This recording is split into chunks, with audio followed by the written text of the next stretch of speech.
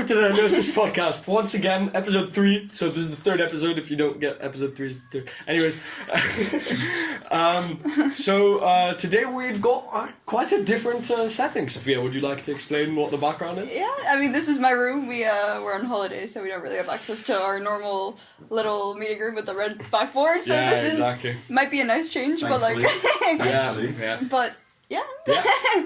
So today we've got a whole bunch of topics. First of all, we wanted to thank you guys because we've gotten a whole bunch of recommendations on Instagram for things that some questionable, some really nice things. We'll touch on those.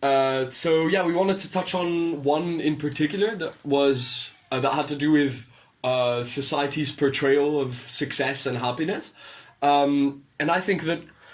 Obviously it differs a lot for people of different ages, but I think for us, since it's, like our podcast and we're not going to be talking about people who are like 56, but for people of our age, I think that the way that society portrays like happiness and success is very different from what it actually is, especially with social media. Like I hate scrolling through Instagram and seeing like Donnie's like post like only the good stuff, I have this friend who I think she's really affected by seeing like really beautiful people on social media, right? Like really unrealistically beautiful, photoshopped, makeup, everything people on social media. And like every time she sends one of those people onto like to me, I'm like, how can you let something that's so, one-sided, so like only the good part. How can you let that affect you and be like, I need to let my life be only like that. Yeah. I think it's also really weird because like, okay, so like 4 days ago, I got home. It was a Friday, so Friday when like all of school was done. So we've been grinding for like 5 weeks. I got home and I was really sad, and I realized that like. For the past like 5-6 weeks, I've been working really hard on like gym, HENOSIS and like school. Yeah. Because I want to achieve like, because from my perspective, from what I thought, it's quite complicated. But what I thought was like the way to go, what I thought would make me happy was achieving all of those things. Like like doing well in school, grinding HENOSIS out. Like going to the gym and like achieving my goals at the gym. And because of my focus, I was so focused on doing those things that I started to take my friends for granted and sort of like not go out with my friends anymore. For like, I mean, obviously I went out with them, but I didn't really like value, and I didn't invest as much in my friendships. And then I realized over, the past 5 weeks that I've been doing that so much, and that I've been just kind of like working and grinding because inevitably my perspective of what happiness is success, and my perspective on how to achieve success is by doing all of these different things. So going to the gym, HENOSIS, school, and so that was my idea of what success is like. And I was so, for some reason, it's really cool for me to think back at it, but I was so convinced that by just pursuing that, I would just become happy. I would just be happy. And then, like on late Friday night, I'm like, damn, like I feel nothing. Yeah. Like I love my friends so much, and I've done nothing. Like I haven't done much with them. I don't invest as much in them. And that's what I thought. And I was like, what am I doing? Yeah. And I felt really bad, and I felt really like sad. So then I obviously I called like a bunch of friends, and but I think it's so important to value those relationships and like friendships in life, because those are so much more timeless than the things that you're doing on a day-to-day. And like even working out, like what are you doing? You're improving your physical appearance, and you're becoming stronger and a lot more fit. Mean, you're also improving your mental health, because a lot of working out makes you feel better mentally. But I agree, but I think that aspect of it is disproportionately small relative to having healthy like relationships with other people. For sure. And like I don't know, it just I realized how much I didn't value my relationships with other people. I was like, well, it was so weird. And then when I realized that, I was like, damn, I really haven't been in touch with, you know, my own emotions, because I was so convinced of this because of the way that society portrays it. Because, you know, every single time when you're scrolling Instagram and you see the guy from like the Sidemen or something who's like, you know, it seems, who's like, for instance, Bazinga, who's like worked out and, you know, like he's in the gym or something. Yeah. They only post that stuff, and it's not very often even that they post stuff with their own friends, because people are proud of their achievements, and that's what they put on Instagram. But it's funny that you say that, because in the past, like two podcasts that, you know, we filmed, you've been talking about how like spending a lot of time with your friends kind of deteriorates your mental health. No, I think the issue with the last podcast, because when I was looking over it, I thought that some of the ideas that I communicated weren't as accurate as I wanted them to be. But I think that it's very important to spend time with your friends. It's important to spend time with the right friends. That's what I think. Sure. So I think that like forcing yourself to go out with people that you don't necessarily like enjoy spending time with purely for the sake of going out, I think that's harmful to your mental health. But I think going out with people that you appreciate, or just being in touch and maintaining relationships with people that you love and care about, I think that's very important. Yeah, like a couple days ago, the Friday that we finished school, I saw like my 3 best friends, and you know, spending time with people that you actually like love and that you actually feel like a really like strong connection for, even if you don't see them every day, actually, especially if you don't see them every day, makes you feel so grateful for like being able to kind of to have people that you can be that like open with, especially if you're surrounded by people that you don't necessarily have the ability to do that with in your everyday life, you know? Yeah, and so that's why I think it's so like, that's why on that Friday when I realized that I've been working so hard, I thought that it was so important, you know, like it just clicked in my mind that I've been devaluing all of these things that are timeless, and these things that keep me going, and these things that I'm gonna remember, you know, like, because at the end of the day, when you think back at your childhood, when you're, you know, like 40, 50, you're not gonna think, I mean, obviously we're definitely gonna think of like HENOSIS and everything, but I'm not. Nah, come on. But I'm not gonna think of. I'm gonna think of that, but I'm also. It's like the most vivid image that I'm gonna have is, you know, being with my friends and embracing my friends. Yeah, the memories you make with them. And it's insane that we have. Literally, it's so weird that we have 2 years left. Less, bro, like a year. Less, yeah, and then we're out. Like this whole environment that we've grown so comfortable in. This environment that we're so... This little, like, fishbowl. Exactly, this little, like... Because we're literally just in The Hague right now. And after this, I mean, you know, like, conceptually, after this, you can be anywhere. Yeah. But I feel like... it's so interesting to think about how, at least for me, I've become so comfortable growing up here, because I've been here for, like, 13 years... that The Hague, like the entirety of it has literally become like my backyard, and I know it like the back of my hand, you know? Yeah. And like, but at the same time, I kind of want to leave that. Yeah. Like, I want to, just because I know that there's so much more to the world, and I want to kind of get that feeling in as many places as possible. Yeah. Like, we're writing like the ending of our chapter of like childhood now. Yeah. I think, and we're gonna open a new childhood, and as much as it's so exciting to me, because I'm so gassed to like be able to jump into like you know, a new world and be able to really define my own reality and everything. I think it's also it can be very scary. No, definitely. I think like my sister's leaving in 7 months, and then from then on, it will be like energy that I'm going to have to expend to like get to her. I'll probably see her like once a year or something like that. Yeah. But I just find that so like insane, and that's why it's so important to embrace your. Like, even your parents, like, you're not going to see you're only going to see your parents when you, well, assuming you don't live with them after, when you go on vacation, or when you, like, go to visit them. Yeah. Or if you live here in the Netherlands. Yeah, obviously, but it's, like, the time that you spend with your parents in the next year, or next year and a half, is probably equivalent to the time that you'll spend with them for the rest of your life, after this. Wow. Yeah. And that's so... And when you think of it as that, and when you fathom it as that, it's so insane. And it's all these little things, like... But do you think that's going to make you appreciate them more?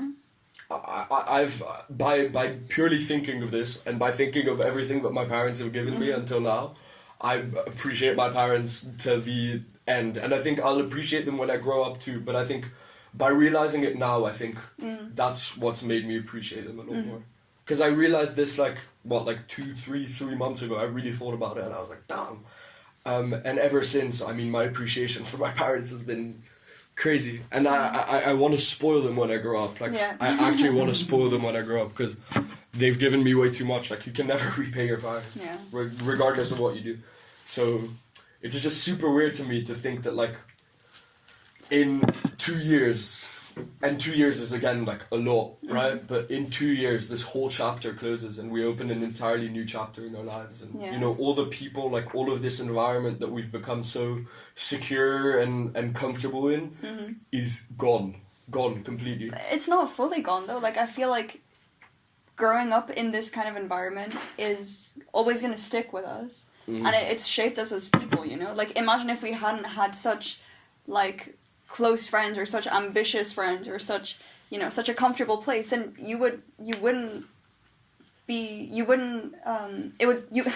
feel more uncomfortable doing that in the future, you know, and like it would be much less likely that you'd have super close friends in the future if you weren't able to do it in your childhood. And that's why, like, seeing a lot of people that don't necessarily have that makes me feel really sad in early childhood, because, you know, that makes you kind of unable to do that in the rest of your life. I feel you. I don't completely agree with the last point, though. Because I know many people who... I mean, it's sort of like recognized that you're the best friends that you make, and when you truly, like, flourish as a person is, you know, like, when you go to uni. And so for I think many people in our community who maybe aren't so comfortable making friends, they're going to flourish a lot, and, like, very soon.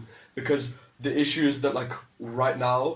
As much as we don't realize it, we're in such a secluded and narrow community and society. Because we only live with, like, you know, like, our circle is only, like... I mean, the amount of people that you can be very close and it's not very much. No. Like, it's, like, what, like 400, 500 students, let's say? I want to, like, say something. I was thinking about that, and I was thinking, for example, one of my friends was... really unhappy with, like, a relationship that she had, but she was like, well, if I'm not with this person, or if I'm not friends with this person, like, what am I going to go to then? And that's kind of the reality of what it's like to be in high school. Like, you know, you have a very, very limited amount of people that you can actually be with. Exactly. But in the real world, it's literally, okay, it's not infinite. It's practically infinite. But it's practically infinite. Like, you're never, ever going to meet every single person on the earth. And there's new people being born every day, and new people... You know, and it's just, that's so cool, because then you can actually choose the people that you're going to want to spend your time with. Yeah, and I think people really don't...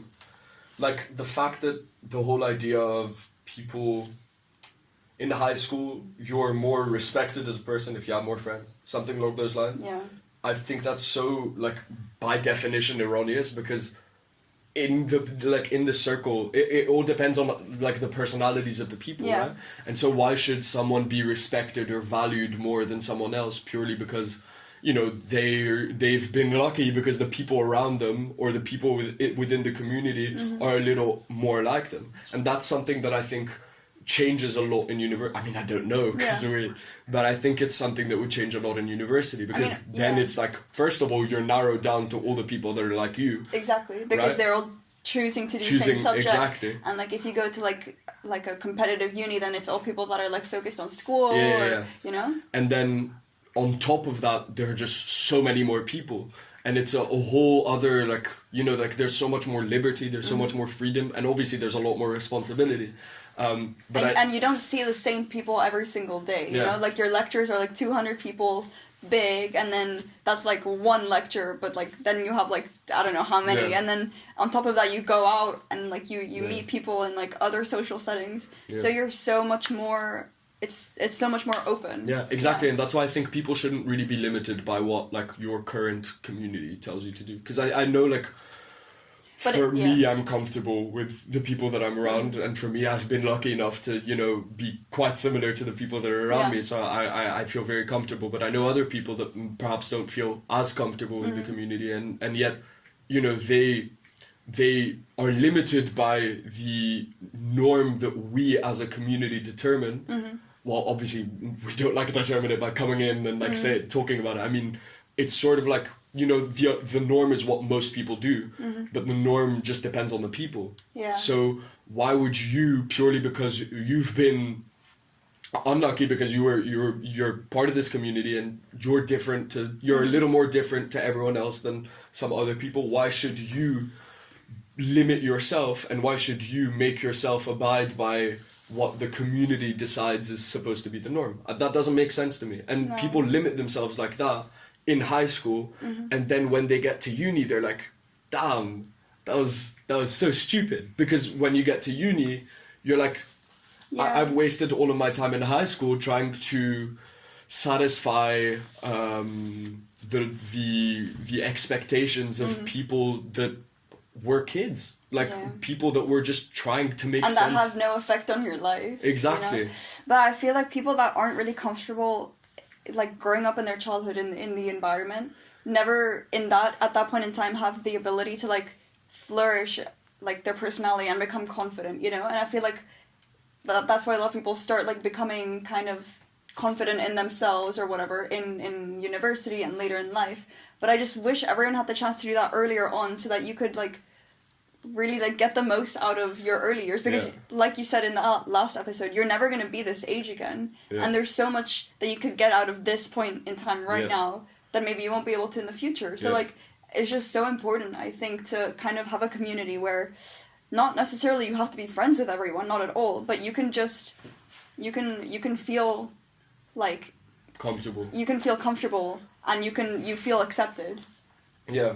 I find it so messed up and that's why I really hate it when people sort of like, okay, some things can be particularly bizarre, but I hate it when people say that like, oh, that's, I mean, obviously, like when it's not morally reprehensible or ethically a bit questionable, when you see someone doing something and you say, oh, that's so weird, and you dismiss it, and you sort of like, you look down on it. You look down on it. I find that so disrespectful, and I find that so sad, because you're limiting them. And you're limiting them, and you're limiting yourself. And it's so like, it's just all of that, and just the way that communities work. I find it so weird, like weird. I find it so bizarre that people can set limitations on other people. But literally, because I've been friends with a lot of people, or because you've been friends with a lot of people, or because David's been friends with a lot of people,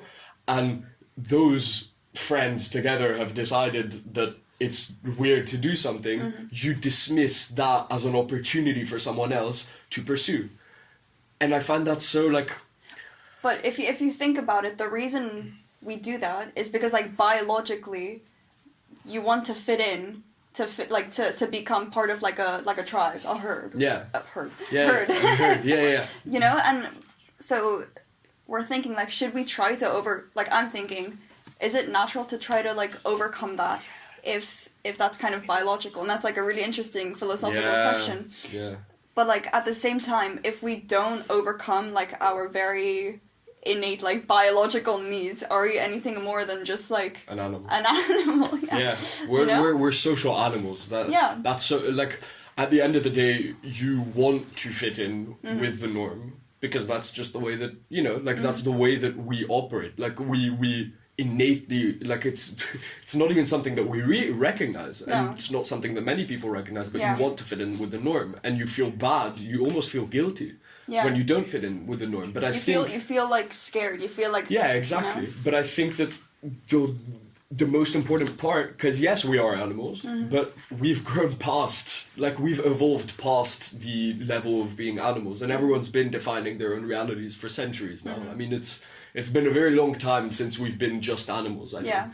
Because, of course we're still animals, but there's this metacognition, recognizing that you're thinking. So thinking of thinking, and just consciousness as a whole propels us to another level, whereby, all of these things of like, social, like being like innately wanting to do something are disregarded, because that existed because of evolutionary biology, right? Yeah. It existed because it was best for you in order to survive as an animal. It's best for you to stick with the herd, the tribe, the gang. But it's no longer like that. Yeah. Because of the way that society has changed. And it's so weird that within 400, 500 years, no, not even, that's another example. Let's say within 100 years, or even 50 years, the way that technology has shaped our existence and the way that we've changed within some people's lifetimes is insanely big. And so if you look at how much we've changed as like humanity, literally in the past 4 decades, because of people stepping out of their comfort zone and because of people taking a path that's estranged to the regular path, if you think of it as that, then don't you owe it to society to do that, to take that other path, if you feel like you can, to take that other path, to push humanity forward? Because at the end of the day, that is how innovation's happening, right? Because as we said, if I have an idea, you won't know what I'm talking about because there are so many limitations to communication that the idea that you get in your mind from when I communicate it is often very different to the idea that I communicate in the first place. So you can never know what my idea is. And yet if I have a vision for it, I can make it happen if I really go for it. Yeah. But I feel like I want to speak about you said the word society, and and how in society innovation comes from people stepping out of their comfort zone, whatever. But I had this really weird out of body experience yesterday, and it was triggered by thinking about how thin the fabric of society is, and how for example with the example of Corona, when a little change happens, how weak it is, and how people begin to act irrationally from their innate needs. Remember when people were taking a bunch of they would go to shops. Yeah, they would go to shops and they would empty the store into their trolley, and they literally had an entire an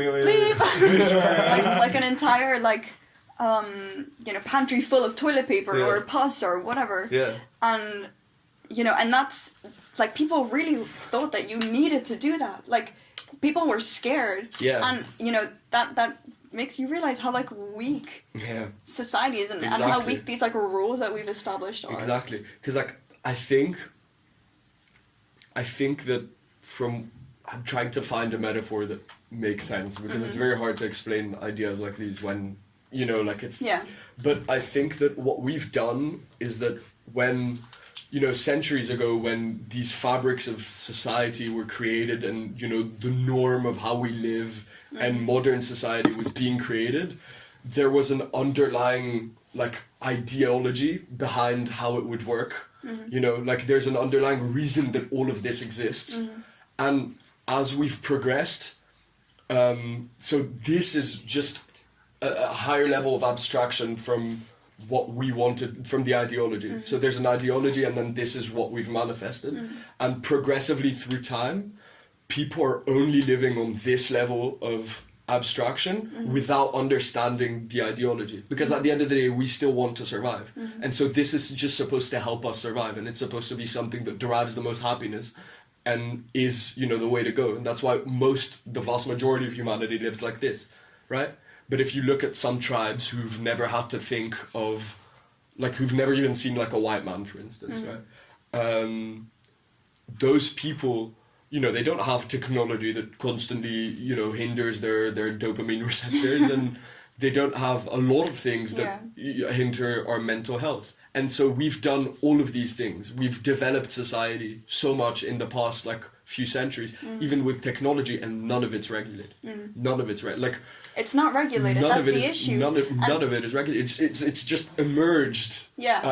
Over the past 50 years for technology, it's just emerged, and we just recognize it, and we're okay, we'll take this. But I bet you, in 100 years, they're gonna come out with a case study that says that technology is the leading factor of depression and suicide or something like that. I swear those have already come out, but we recognize it, but we still go with it because that's just what's normal in society now, and that's my issue with it. I think nobody questions it, exactly. It's so unregulated that you can go so far down into a pit because society is kind of like a train, and you're on the train, and the train is going really, really deep underground, and you're just like, you don't even look around until you're so far down that like you can barely remember what it was like before, and you're like, hang on, like, was it better before or no? Yeah. But even then, you're like, whatever, let's just keep going forward and see what comes. And you can catch yourself doing that in many different things, right? Like, you can catch yourself, that idea of the rabbit hole and forgetting what was before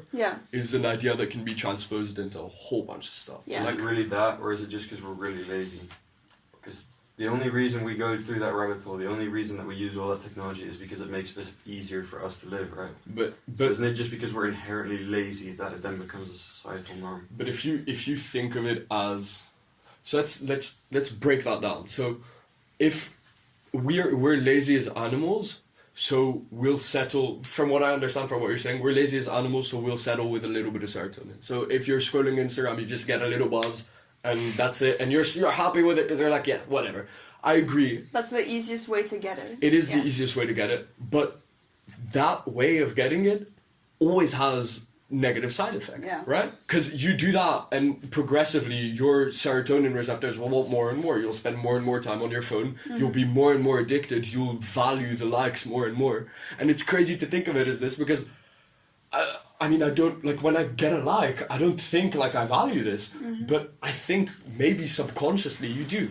And so it's just all of these things. And then when you set that aside, and when you really do stuff that makes you happy, like a nice relationship, for example, when you're really in love, and I mean, I'm not going to talk about love because no, but when you're, for instance, you can. You should talk about that. You should, why not? No. We wouldn't mind it too much.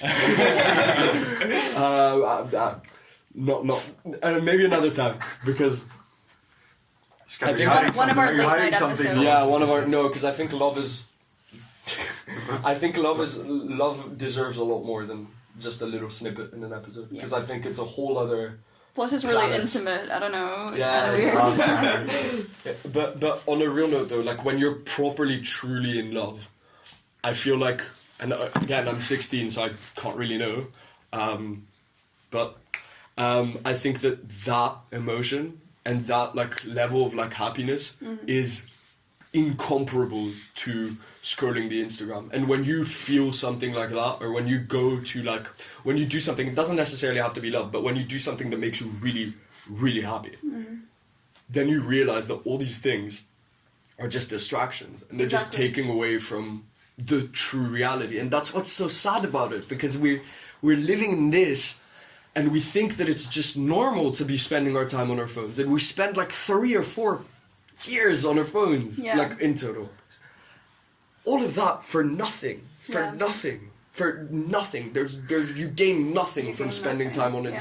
Literally nothing. Are you sure about that? No. Because I mean, my passion for film literally came from social media. But I mean, okay, but then the time that you're spending with film is the real happiness. Like, that was a trigger, right? And then it's not like you keep, because now you're actually doing film, right? You don't just keep looking at film stuff on your phone, because then you wouldn't actually be doing film. I do, actually. I mean, I spend hours and hours looking at film stuff because I know that it's a way of me to learn. I mean, looking at other creators online is literally one of the best ways to learn. I mean, just scrolling Instagram and watching, like, some entertainment videos and stuff. That's education, right? I think that's also the really cool line that we need to draw with regulation, because as much as technology, I find technology disgusting in so many ways. I genuinely, like, I find it ridiculous that it exists and there's no regulation at all. With social media, for instance, so, like, the fact that social media isn't regulated, for me, is so confusing, because it literally controls the masses. It controls the mass psychology. So it's not. So how would you regulate that? Just censorship at some point. You can just say, I gotta regulate it. But what's regulation and what is censorship? No. I'm not saying the censorship side of it. I'm not saying censoring some information. I think censorship is obviously, reprehensible, and I wouldn't condone censorship. what I mean is the underlying psychological detriment that is caused by social media. Yeah, like there's whole teams of people in rooms that are dedicated to hooking people. Like to getting people addicted, basically. And that's what shouldn't be allowed, in my opinion. Exactly. But at the same time, how do you regulate that then? How do you tell companies, no, you can't grow, you can't... Because their main goal is the profit. issue. The issue is, though, the biggest problem is that when this first emerged, that's when they should have thought. Yeah, but do you think they were expecting it? I don't think they were expecting it. That was just the tip of the rabbit expecting hole. it. That's They're the expecting issue. it with AI now. Yeah. I'm very happy that they're expecting it with AI. But when it first emerged, people should have thought. Thing is, AI has been a thing for like 5 I know, years. but now there's AI is so much further than most people think. Yeah. I know, but now there's AI is what's getting you addicted. There's a lot more regulation surrounding like people. No, there's none. No, but there is more like people in the UN. The UN convenes to discuss regulation for AI on a regular basis. Mm-hmm. That actually happens now. Whereas 20 years ago, when like I think Facebook was created. We're gonna in pop up 2000. a fact check 2004. in the middle of this. Yeah. We're gonna have a fact check. Do it, Is do it. AI regulated? Do it. 2004. 2004, right? So when Facebook was created, fam, from what I think, there was no one. There was no one, bro. People were just like, "Oh, Facebook's so sick, bro. There's a like button. Oh my god." You know, that's what they were thinking. Yeah, they it weren't didn't even thinking. exist at the beginning. The like Yeah, button. the like button was the a guy man- that literally created it for people to get hooked. No, the man that created it claims that he created it to share love, And whatever. then it was- But then he quit his job when it became to get people addicted. Social dilemma. Yeah, social dilemma, watch The it. documentary, not like just social. Yeah, dilemma. Yeah, on Netflix. We've all watched it. We've all watched it. Yeah. Okay, good. Yeah. No, but it's just I think it's so weird that social media, and I mean of course I don't know how to regulate it. I have no idea how to regulate it. But I think what should be regulated, if you just take this analogy, right? Just completely forget all of the social media stuff and think of a drug. Yeah. Just think of a drug, right? A drug that makes people socially dependent, and a drug that makes people like a little like, let's say, less confident, a little more sad, let's say. I mean, again, this is... It makes you happy for a second, and then it gives you a low for Yeah, like it has a an lot hour. of withdrawal. I think you're neglecting the You're, positives. yeah, of Right. course. Of course. But let's just What? assume it. Let's just assume it, right? Let's just assume that. Would there be regulation around the drug? Of course. Of course, because literally there are so many drugs that do like, Basically that. Yeah. right? And there's so much regulation, and society thinks it's disgusting. Like, bro, if someone's a junkie, everyone looks down on them because that's disgusting. Like, you're ruining your life. And yet, all of us, literally every single one of us, and I recognize that social media has its benefits. I really do, because I think that it definitely does have its benefits, and I think that it's very nice to connect people, but I think that the reality that is created by social media shouldn't replace the reality. Yeah. Like, it shouldn't be replacing, like, bro, texting should be only when you can't see the person. It shouldn't be like, you shouldn't have, like, your own, like, social media personality. I find that so weird. Like, agree with me? Do you know people that in real life, when you talk to them, they're one person. When you text them, they're another person. It's just another, like, you're not talking to the same person. Yeah. Their personality is different. The way that they, like, the behavior, the confidence, everything is so different. And they have the audacity to say more stuff. Yeah. For example. That is disgusting. Like, bro, that's not what it's supposed to be. And then people take that personality and value it more than your real personality. And like, bro, Because you can they pick see and that choose more. what you want to show. Exactly, but also they have more access to this kind of permanent version of you online because it stays there forever, rather than the like 5 minutes that you might see them in the day. So people really think that the personalities of people that they see online are the real people. Exactly. And that's so bizarre. that's so weird. It's It's so weird. At the same And like, time, you need to remember that some people, they can't help themselves but being a different person. I mean, I like, you know, a lot of people feel a lot more confident being on social media, and that's not a disgusting thing. That's just a way that, you know, they've been, like, you know, I have that too. Like, I feel so much more confident when I'm on social media talking to people, because I don't feel like the pressure of seeing someone's face when you say something, you know. Yeah, it's a lot more difficult. So you can't blame people too much on that because it's still. But no, then is that agree. I agree. I don't blame people for that. I don't think I blame anyone. I think that it's just weird, and I don't know who you'd blame for this. Like, you can't blame God, right?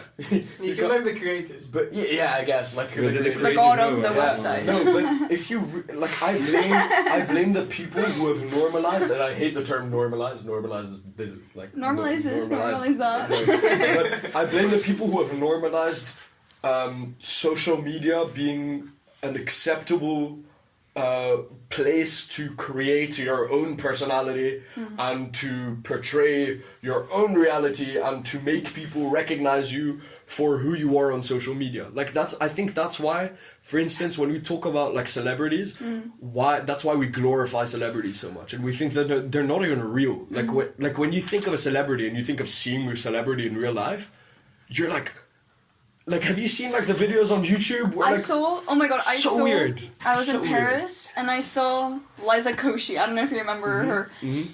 It was so weird because she's this whole like YouTube personality or whatever, and then in person you realize she's just like a normal human being who's just like going about her struggles, her days, whatever. And she's no different to anyone else except for the fact that she decided to start this thing and got lucky, you know? I mean, lucky and like she's really good at what she does. Yeah, of course, but like... I get what you mean. Yeah. And it's like that, like the whole fact that it was weird. Yeah. The whole fact that like when you saw her, you're like, damn, this is a person. Yeah. That's like what? Like why? That shouldn't exist in the first place. Mm-hmm. Because of course they're people, but the only reason that this exists is because of social media and because of how we facilitated life for so much. Like we had famous people before though. Exactly. I was just thinking. I think if social media had come into existence before movies and actors, it would be different. So in the 1800s? No, just kind of. Just think about how different it would be. Like, I don't know, with actors in movies, right? They're literally pretending to be different people. They're taking on the roles of different people. And social media came first, it would be very different. If social media came first, then people, I don't think, would act so different in that than they would in real life. It would just be another medium of kind of expressing your actual personality. Yeah. But because film and stuff came first, this might be a very weird correlation, but I think because film came before social media, I think there's kind of the idea that when you see someone through a screen, through something where they're not actually there, you kind of get this like... this idea in your brain, like, ooh, I can, like, kind of change myself to fit this role that I want to show to people. Yeah. You know? Yeah, I see what you mean. That's... yeah, I think that's interesting. And I think it's just the whole idea of glorifying people, and the whole idea of people not being who they really are. Mm-hmm. Just the whole society that we live in, and the whole way that we've created a society that... like Alan Watts, for instance. Charles Bukowski, who's a cynic, and I hate his work. But I hate his work because it's too depressing. But he has a poem called I forgot it. But David will put it on in post. Put like a screen. Yeah. He has a poem, and at some point he says one man in a room with four walls around him, and then many men in a room with four walls watching television or something like that. And of course, the way that I've said it probably doesn't make much sense, but what I'm trying to say is that idea of people just staying at home, like being in your 50s, laying down on your sofa and watching TV alone in a room, that terrifies. Like, genuinely, that is like, that and not finding love are the two things that scare me the most in life. And I'm telling you, like, scare me. Like, I mean, obviously I've never been to war, but I would be happier to go to war than if I were given like red pill, blue pill. I would be happier to go to war than to end up as a man laying down on a sofa, watching TV alone in his room. So you're happier being dead than... No, I'd rather risk death, but experience something than know that I'm going to end up like that. Because I just think it's so depressing. It's so like... It's such a waste of a life. Exactly. We've devalued this. We've devalued life. Yeah, and we've devalued experience and talking and like being with people. Yeah, like being in the moment, as like cliche as that sounds. In the present and just living like with like, because life isn't supposed to be all this stuff on your phone and all of that stuff. It's supposed to be you in presence of other people and even alone, but in reality, like in what you see. Yeah. You're not supposed to have a screen in front of you showing someone else in like 500 kilometers away doing something. I mean, yes, it's cool when like there's a moon landing or something, but bro, I don't want to see someone singing like Shallow or something. Like, come on.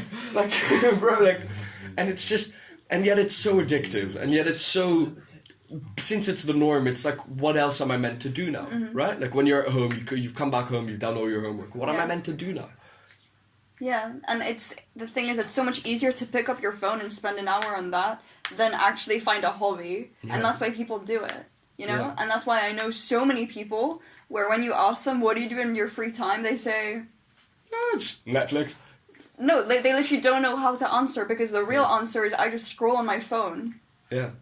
And people subconsciously recognize how depressing that is. That's so scary. It's just scary. Like, exactly. It's not. It's like, of course it's depressing, but on top of that, it's terrifying that we've allowed that. Like, without regulation. And like, you can see parents that are like really scared for their children because they recognize that, you know, like that's not what a child is supposed to look like. Yeah. But like, so I mean, okay, to wrap this up, going forward, what do you think it should look like? So yeah, I mean, as much as of course I think society's been regressing, and as much as I feel as though where we are now is not, you know, the best place that we can be, I think it's also our generation. I think there's a lot of evidence for our generation realizing it. Yeah, and there's a lot of evidence of us like not taking this, and we're like, nah, this isn't. Exactly. This like isn't. we've been going on a downward path, and I think right now we are still on that downward We're the ones. path. But I think our generation has so much potential for change and so much potential for leadership and power in a positive direction. Yeah. To be fair, we don't know if it's going to be positive in the long term because we have no idea. But learning from our past mistakes, I think our generation is going to be able to kind of pick up the slack of past generations and go in a good direction. That's what makes me really happy. Yeah, and that makes me really hopeful, you know? Yeah. Yeah. It's so obvious that many of us are just not taking it. Yeah. Like, I don't know, I'm sure there's many examples, but one of the things is, like, Europe has to go carbon neutral by 2050. Yeah. The entirety of Europe. Yeah. That's so cool. And guess why that was because of people our age standing up and being like, no, we're not going to live in a world that you guys have caused, polluted, like that you guys have polluted and treated like a sewer, you know? Yeah, exactly. So like, you know, things like that make me so happy and so hopeful. Me too. And I think that is the conclusion for today's podcast. I really hope that you guys enjoyed it. Hopefully this wasn't too morbid, too depressing, and hopefully there was a little bit of hope at the end, because that's our goal. Yeah. But good only comes in recognizing the bad. Exactly. So yeah. Thank you for watching the podcast. We've got a meeting, so have a nice day. See you next week. Bye. See you Bye, next guys. week.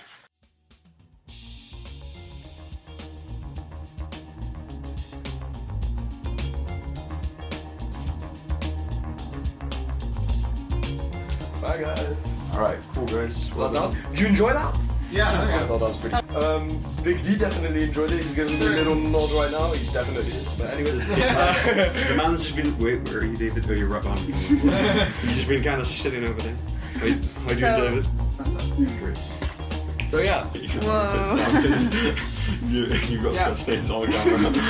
You're also taking up like half the footage. I can't find you anywhere. You're kind of just going like this, so just like a bit of a censorship, please, Scott. Alright. Come and like see. This is the bloopers, basically. Scott, now your hands in yeah, No. if you keep doing that. You keep doing that. Yeah, wait. No, stop further. Move. Am I still Try in to it? test it. No, you're not. No, Yes, yes, kind of. No, you are. No, stop. Okay, wait, move.